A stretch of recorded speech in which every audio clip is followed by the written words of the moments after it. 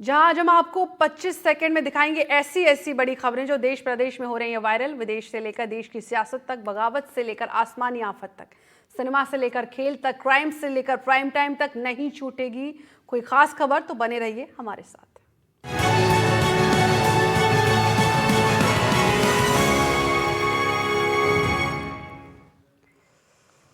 जयपुर में SMS hospital में बड़ी धांधली सामने आई है। मरीजों का खाना अस्पताल स्टाफ में ही खा रहा है। एनडीबी के कैमरे में ये पूरी तस्वीर कैद हुई है।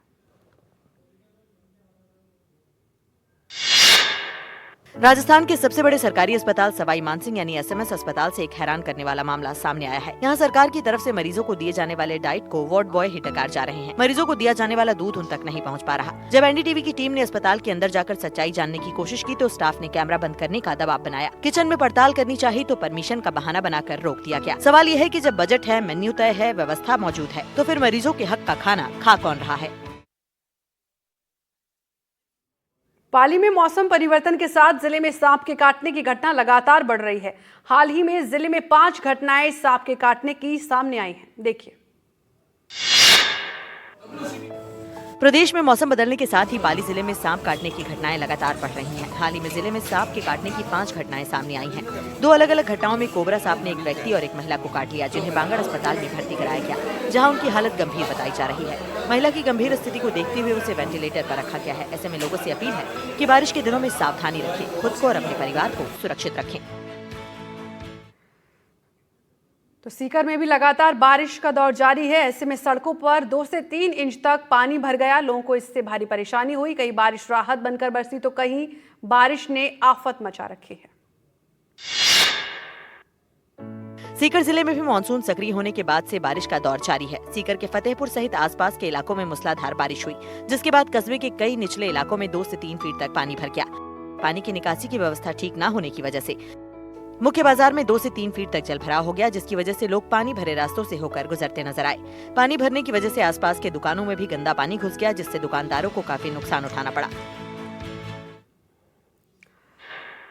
तो राजस्थान में मानसून पूरी तरह सक्रिय हो चुका है। सिरोही जिले में पिछले 24 घंटे में लगातार रुक कर बारिश हो रही है। राजस्थान में मानसून पूरी तरह से सक्रिय हो गया है। सिरोही में पिछले कुछ दिनों से रुक कर बारिश का दौर जारी है। हालात ये हैं कि कई जगहों पर पानी ओवरफ्लो हो रहा है। बरसाती नाले और नदियां उफान पर हैं। इन सब के बीच माउंट आबू में एक अनोखा नजारा देखने को मिला। यहाँ बारिश के साथ बादलों ने डेरा डाल लिया है और माउंट आबू कश्मीर सा दिखने लगा है।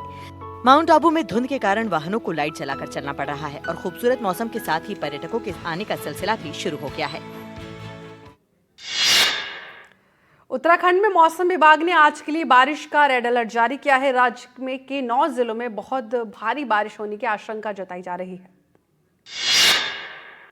बारिश का रेड अलर्ट देहरादून, उत्तरकाशी, रुद्रप्रयाग, टिहरी, पौड़ी, हरिद्वार, नैनीताल, चंपावत, उधम सिंह नगर के लिए जारी किया गया है।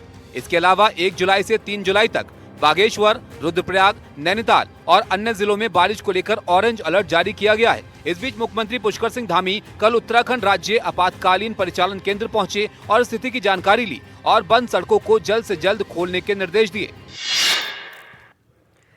उत्तराखंड के बागेश्वर में भी भारी बारिश के बाद हालात बिगड़ गए हैं। कपकोट क्षेत्र में लगातार बारिश के बाद जमीन धंसने से कई घरों को नुकसान पहुंचा है।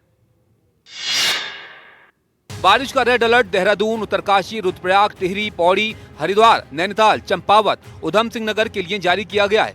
इसके अलावा 1 जुलाई से 3 जुलाई तक बागेश्वर, रुद्रप्रयाग, नैनीताल और अन्य जिलों में बारिश को लेकर ऑरेंज अलर्ट जारी किया गया है। इस बीच मुख्यमंत्री पुष्कर सिंह धामी कल उत्तराखंड राज्य आपातकालीन परिचालन केंद्र पहुंचे और स्थिति की जानकारी ली और बंद सड़कों को जल्द से जल्द खोलने के निर्देश दिए। हिमाचल प्रदेश के कई इलाकों में भारी बारिश जारी है। यहाँ के रामपुर में बादल फटने से तबाही मची हुई है। शिमला के रामपुर इलाके में आज तड़के बादल फटने से भारी तबाही मच गई है। यहाँ के सरपारा इलाके में भारी नुकसान हुआ है, जहाँ के कुछ घर और मवेशी बह गए। साथ ही यहाँ फसलों को भी भारी नुकसान हुआ है। गनीमत रही कि इस दौरान कोई जानी नुकसान नहीं हुआ। बता दें कि बीते साल इसी इलाके में बादल फटने की भयावह घटना हुई थी, जिसमें 36 लोगों की मौत हो गई थी।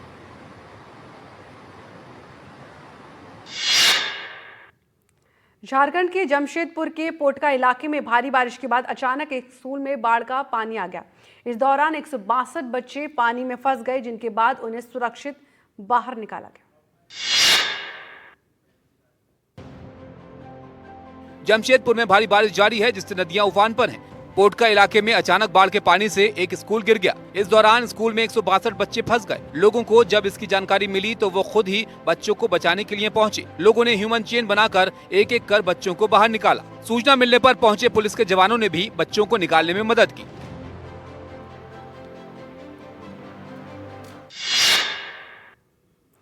लखनऊ में एक ही परिवार के 3 लोगों की खुदकुशी से सनसनी फैली है। देखिए। लखनऊ के चौक नखास इलाके में एक घर से 3 लोगों के शव को बरामद किया गया। ये तीनों शव एक ही परिवार के पति पत्नी और बेटी के हैं। बताया जा रहा है कि इन तीनों ने जहर खाकर आत्महत्या की है। खबर मिलने के बाद मौके पर पहुंची पुलिस और तीनों शवों को पोस्टमार्टम के लिए भेज दिया गया। अभी इस सनसनीखेज वारदात की वजहों की पड़ताल की जा रही है, जो पारिवारिक कलह या आर्थिक तंगी भी हो सकती है। उत्तर प्रदेश के बागपत में हाईवे में ट्रक ड्राइवर की हत्या कर लूटपाट करने वाले एक अपराधी पुलिस के साथ मुठभेड़ में मारा गया।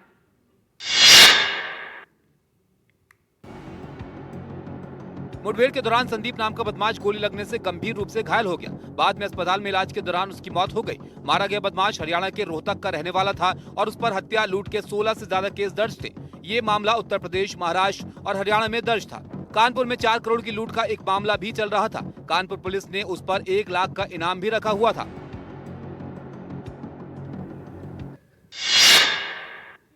तो वहीं कानपुर से भी एक दिल दहलाने वाली तस्वीर सामने आई है। यहाँ एक बेटा अपनी मां का शव पैदल लेकर जा रहा है, क्योंकि इसे पुल पर गाड़ी ले जाने से रोक दिया गया। देखिए पूरा मामला क्या है।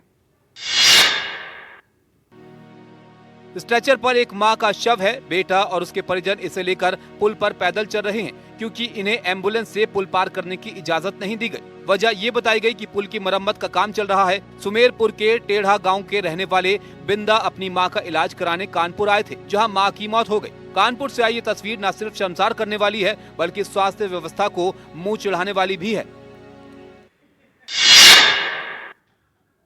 तो वहीं उत्तराखंड की रुड़की में हुए एक सड़क हादसे में एक युवती की मौत हो गई। देखिए।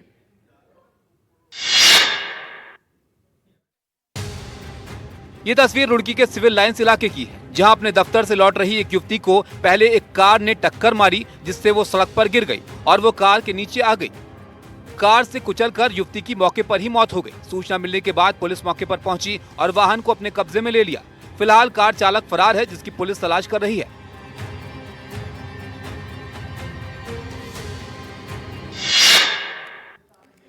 पंजाब के फिरोजपुर में क्रिकेट खेलने के दौरान एक युवक की मौत हुई। बैटिंग के दौरान खिलाड़ी ने छक्का मारा और फिर मैदान में ही गिर पड़ा।